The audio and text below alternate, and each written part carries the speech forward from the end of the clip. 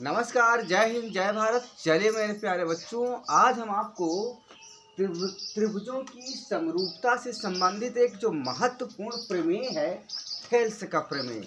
ये थेल्स का प्रमेय बहुत इम्पोर्टेंट है। इसके बिना आप समरूपता के सवालों को समझ ही नहीं सकते हैं। तो आइए थेल्स का प्रमेय बताते हैं क्या होता है। तो देखिए, थेल्स का प्रमेय क्या कहता है, यदि किसी त्रिभुज की एक भुजा की समांतर, यदि कोई त्रिभुज है एक भुजा के समांतर अन्य दो भुजाओं को भिन्न भिन्न बिंदुओं पर प्रतिच्छेद करने के लिए एक रेखा खींची जाए, तो ये अन्य दो भुजाएं, जो ये दो अन्य भुजाएं हैं, एक ही अनुपात में विभाजित हो जाती हैं। कहने का मतलब ये त्रिभुज, मान लीजिए इस त्रिभुज के समांतर, त्रिभुज की जो भुजा BC है, इसके समांतर DE अगर खींच दिया गया है, तो जो दो भुजाएं हैं AB और AC, ये लगभग एक ही अनुपात में विभाजित हो जाती हैं। बस ये चीज़ें।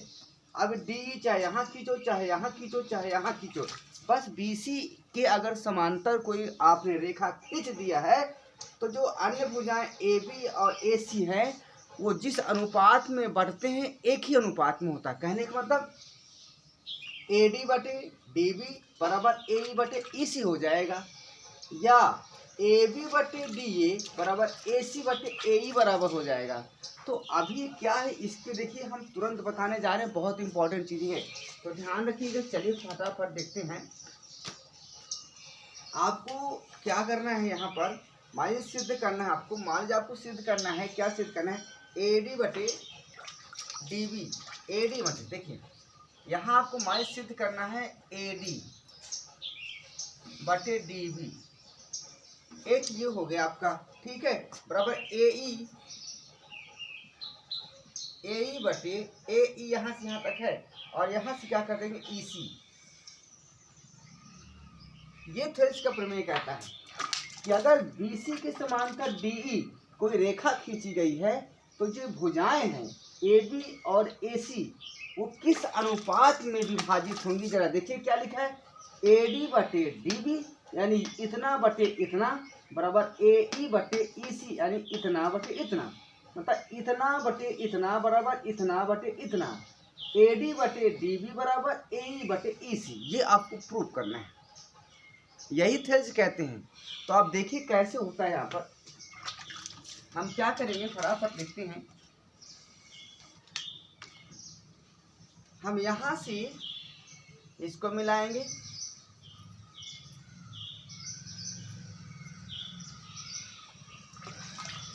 और यहाँ से इसको मिलाएंगे,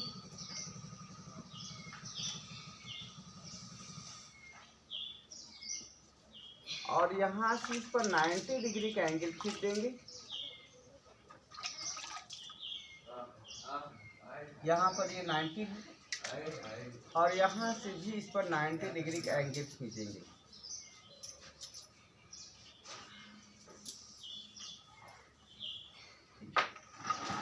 अब देखिए दो त्रिभुज हम लेंगे, कौन कौन से त्रिभुज लेंगे, ADE ले लेते हैं, ठीक है।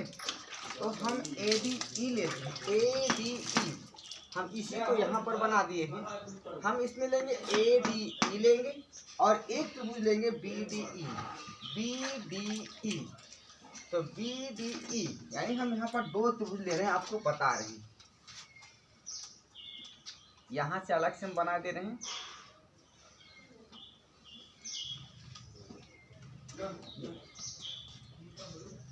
ध्यान रखिएगा, हम एक त्रिभुज ये वाला लेंगे,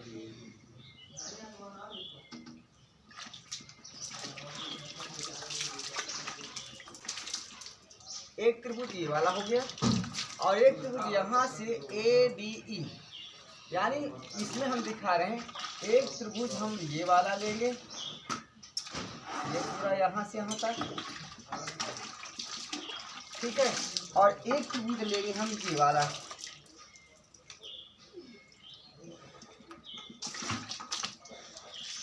ये दो त्रिभुज हम ले रहे हैं, ठीक है, ये दो त्रिभुज लेंगे हम। तो यहाँ पर लिख लेते हैं त्रिभुज ADE और त्रिभुज BDE।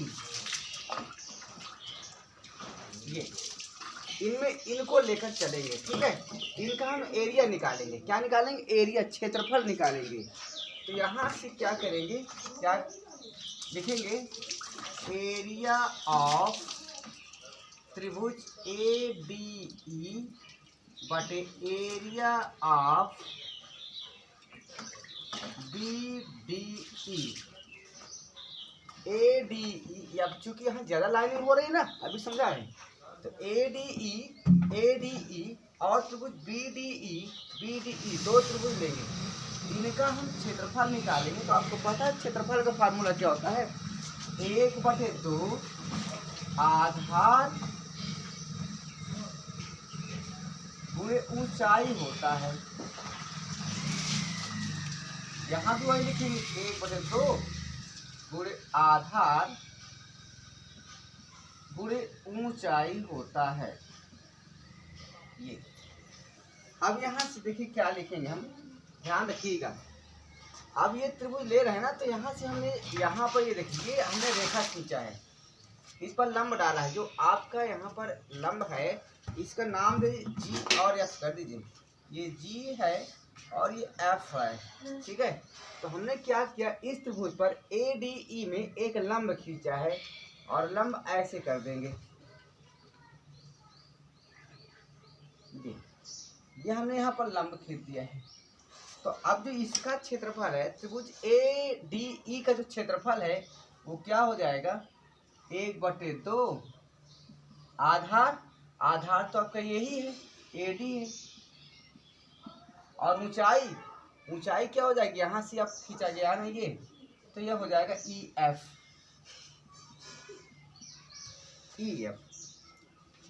अब मैं थोड़ा देख लूँ दिख रहा है कि नहीं दिख रहा, हाँ दिख रहा, ठीक। तो ये चीज हो गया त्रिभुज, इस ए डी ई का जो क्षेत्रफल निकाला हमने, यहाँ से यहाँ तक लंब डाल दिया तो ऊंचाई हो जाएगी और ए डी आपका आधार हो जाएगा। तो 1/2 आधार ए डी और गुणे ऊंचाई ई एफ हो गया। इसी प्रकार इस त्रिभुज का एरिया निकालेंगे बी डी ई का, बी डी ई का। तो बी डी ई का जब निकालेंगे तो हम क्या करेंगे, इसमें भी तो आप लंब डालेंगे, क्या करेंगे, 1/2 डी बी, 1/2 डी बी। अब यहाँ से क्या करेंगे, निकाल लीजिए 1/2 और यहाँ से डी बी गुणे ई एफ, एक मिनट, डीबी गुणे ई एफ, समझो डीबी कहाँ ये है, ई एफ कहाँ ये, क्लियर हो गया। ये आपका निकल आया आपका एरिया ऑफ त्रिभुज ए डी ई बटे एरिया ऑफ त्रिभुज बी डी ई। दोनों में से हमने आपको निकाल लिया 1/2 डीबी गुणे ई एफ, 1/2 डीबी गुणे ई एफ और 1/2 ए डी गुणे ई एफ। समझो मेरी बात को, जब त्रिभुज ए डी ई लिया गया तो यहाँ से हमने यहाँ पर लंब डाला था, तो जो ई एफ हो गया आपकी ऊंचाई हो गया और ए डी हो गया आधार ए डी ई का। तो यहाँ से 1/2 ए डी गुणे ई एफ, 1/2 ए डी गुणे ई एफ। अब जब इस त्रिभुज को ले रहे हैं हम बी डी ई, तो 1/2 आधार हमने बी डी ले लिया। अब ऊंचाई इसको नहीं लेंगे भाई, ऊंचाई डी ई को नहीं लेंगे, ऊंचाई हमारी क्या हो जाएगी, इस त्रिभुज का जो आधार है इसकी लंबवत दूरी पर होती है, तो हम इसी दूरी को तो यहाँ लेंगे, यही तो इसकी लंबवत दूरी है। इस आधार से जो लंबवत दूरी है आपकी बी डी, जो आधार है, जो बी डी आधार है, इससे लंबवत ऊंचाई यही तो है ई एफ, ध्यान रखिएगा। तो यहाँ से 1/2 आधार बी डी गुणे ऊंचाई ई एफ, 1/2 आधार बी डी गुणे ई एफ। क्या नीचे तक दिख रहा है, एक मिनट,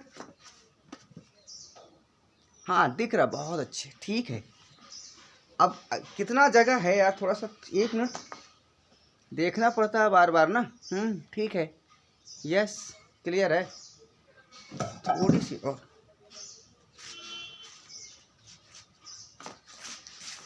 अब यहाँ से देखिए क्या हो जाएगा, क्या क्या कर सकता है। यहाँ से ये देखिए 1/2 1/2 कट जाएगा और आपका EF और EF कट जाएगा। अब आपका आ गया AD/DB। क्या आ गया? AD/DB।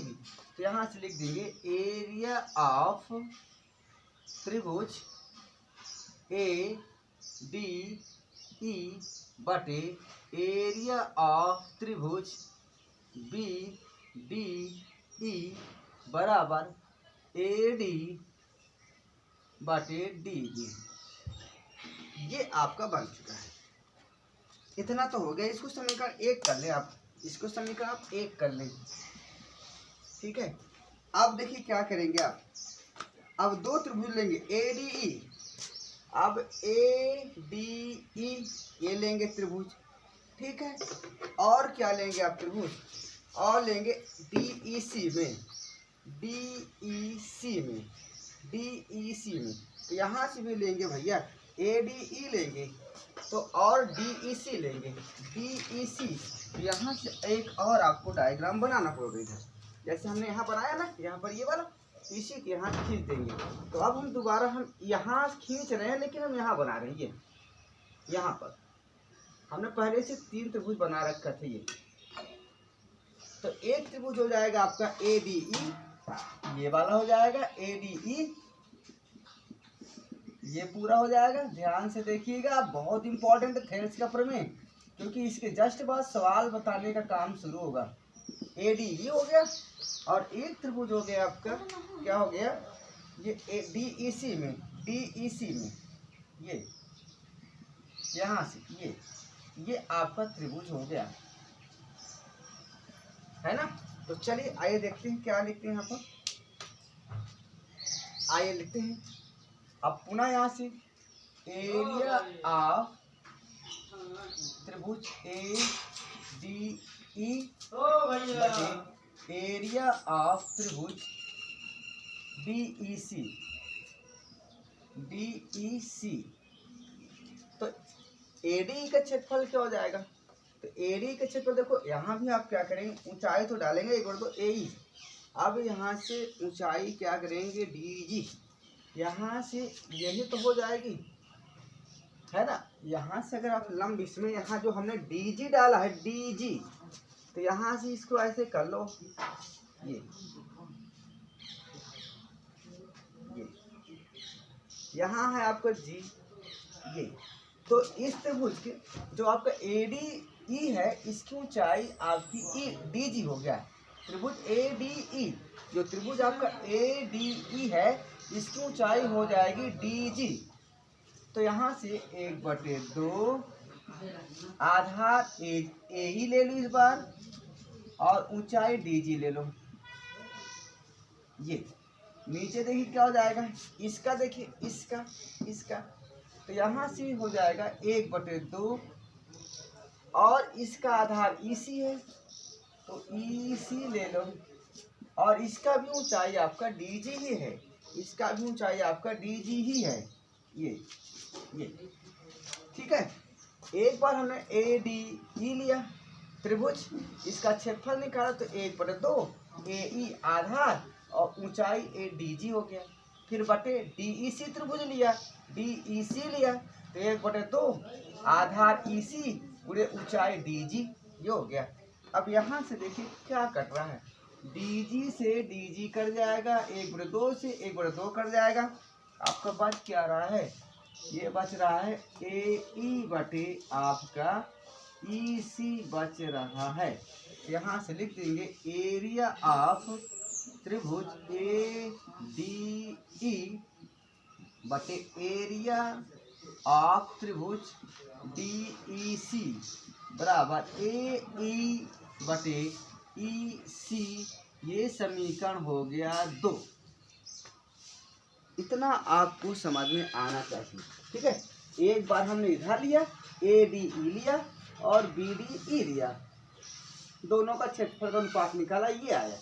एक बार हमने इधर लिया, इधर ले लिया, ADE लिया और DEC लिया, और इनके एरिया का अनुपात निकाला। इतना क्लियर हो गया। अब देखो BDE, आप देखो यहाँ नोट करेंगे, आप नोट करके लिखेंगे।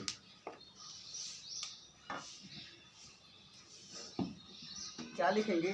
त्रिभुज BDE, त्रिभुज BDE। कहाँ है BDE? कहाँ है BDE? BDE यानी इसकी बात कर रहे हैं, इसकी बात कर रहे हैं, ठीक है। त्रिभुज BDE की बात कर रहे हैं, और एक त्रिभुज ले रहे हैं आपका DEC, यानी इस त्रिभुज की बात कर रहे हैं। अब देखो ये दोनों त्रिभुज क्या हैं? दो समांतर रेखाओं के बीच। देखो यह भी त्रिभुज इस आधार पर बना है, इसी आधार पर बना है, इसी आधार पर ये त्रिभुज बना है BDE, और इसी आधार पर एक त्रिभुज बना है आपका DEC।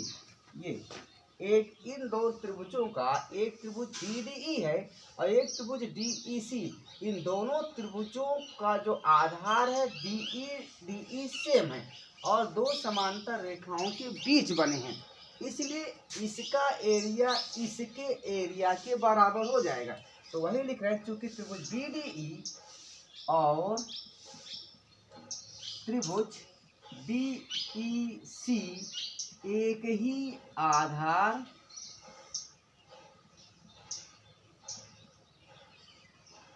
और दो समांतर रेखाओं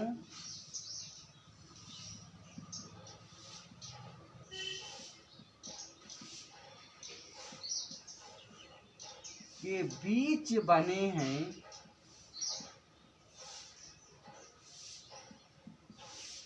इसलिए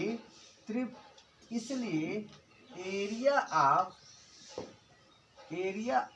त्रिभुज BDE बराबर एरिया ऑफ त्रिभुज DEC। ये हो गया आपका, इन दोनों का एरिया सेम होगा। तो जब दोनों का एरिया सेम हो जाएगा तो क्या होगा? मिट कैसे गया भैया? रुक जाओ भैया। एरिया ऑफ त्रिभुज, हाँ ठीक है। तो यहाँ से देखिए, समीकरण 1 यहाँ है, समीकरण 2 यहाँ है। तो यहाँ से BDE है, यहाँ से DEC है। तो क्या अगर हम 1 और 2 की कंपेयर कर दें, 1 व 2 की तुलना करने से, जब तुलना करेंगे तो क्या होगा? क्या नीचे जगह है? एक बार चेक कर लूं मैं।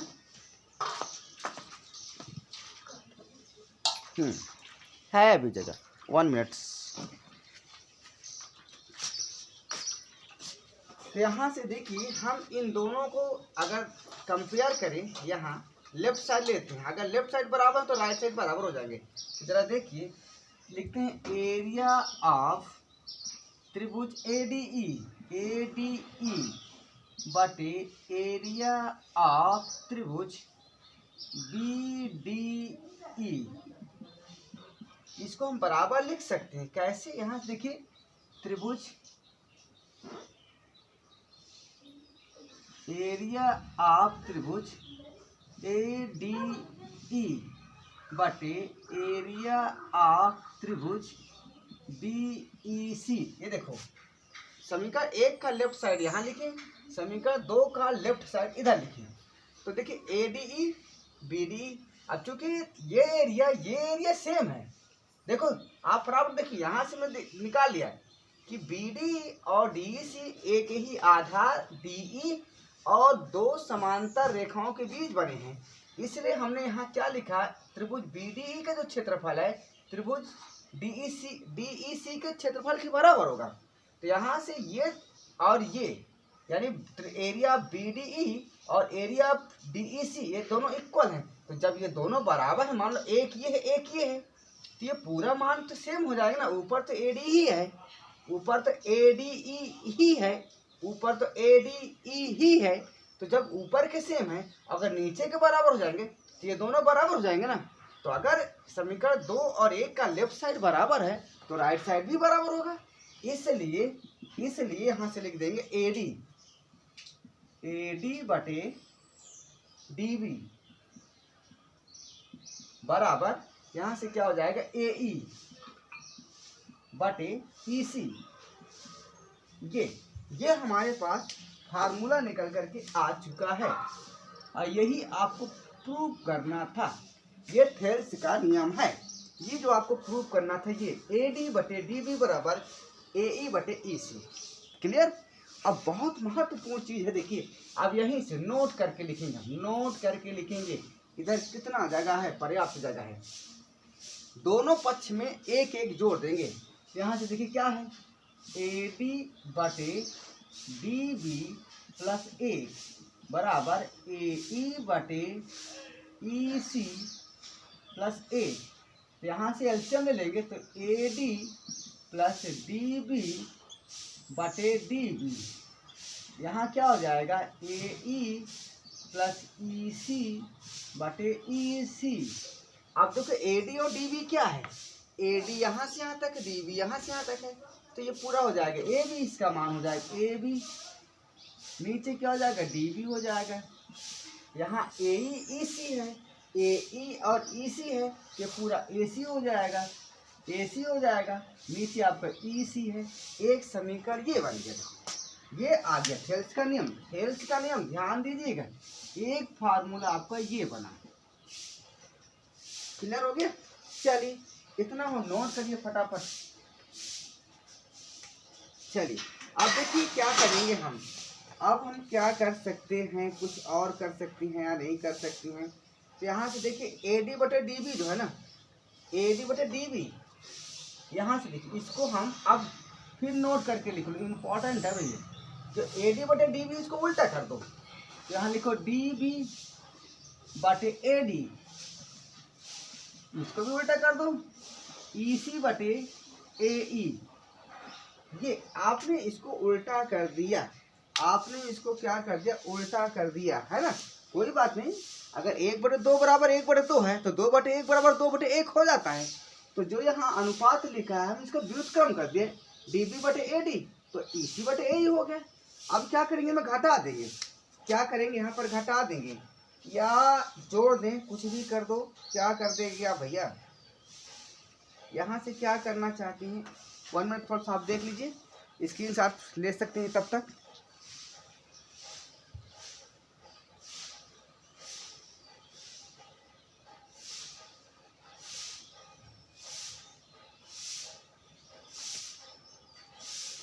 हो गया। चलिए अब इसमें भी एक एक जोड़ दीजिए आप। जब एक जोड़ेंगे तो क्या बनेगा, DB प्लस AD बटे AD हो जाएगा। यहाँ पर क्या हो जाएगा EC प्लस AE बटे AE हो जाएगा। एक एक जोड़ देंगे तो ही आएगा एलसीएम लेने के पश्चात। तो DB बटे AD क्या है, देखो DB यहाँ है, AD यहाँ है, DB और AD, ये हो जाएगा आपका पूरा AB, नीचे आपका AD है। यहाँ EC और AE, EC और AE, ये पूरा आपका AC है बटे AE। ये तो भैया ये आपका फिर एक नया फार्मूला बनता है। तो अगर ओवरऑल देखा जाए तो क्या मैं तीनों की तरह लिख सकता हूँ, लिख सकते हैं। क्या रिजल्ट निकल करके आता है, अगर ना दिखे तो कोई प्रॉब्लम नहीं, आपको तीनों हमने वैसे भी लिख दिया है। थोड़ी सी जगह है तो मैं कोशिश कर रहा हूँ लिखने की, कोशिश करता हूँ लिखने की। पहला क्या आपका आया, ये आया, दूसरा क्या आया, ये आया, तीसरा क्या ये आया। हो गया, बस तीनों को नोट कर लीजिए आप, यही आपका थेल्स का नियम है। बस बहुत मेहनत लगती है वीडियो बनने में। अगर थोड़ा सा भी अगर आपको अच्छा लगा हो तो आप लाइक शेयर सब्सक्राइब जरूर करिए। हमें कॉलेज के लिए देर हुई इसलिए हम जा रहे हैं, आज एग्ज़ाम है आप सभी का, बच्चों का। तो आप इतना कर लीजिए, कल इसके बाद एक सवाल बताएंगे इसके, और सारे जो कक्षा 10 के और 9th के जो भी त्रिभुज के सवाल हैं सब हम बता रहे हैं, ठीक है। तो आप लोग बड़े आराम से देखिएगा, जहाँ समझ में ना आए वहाँ कमेंट करिएगा। कल हम फिर मिलेंगे। जय हिंद, जय भारत।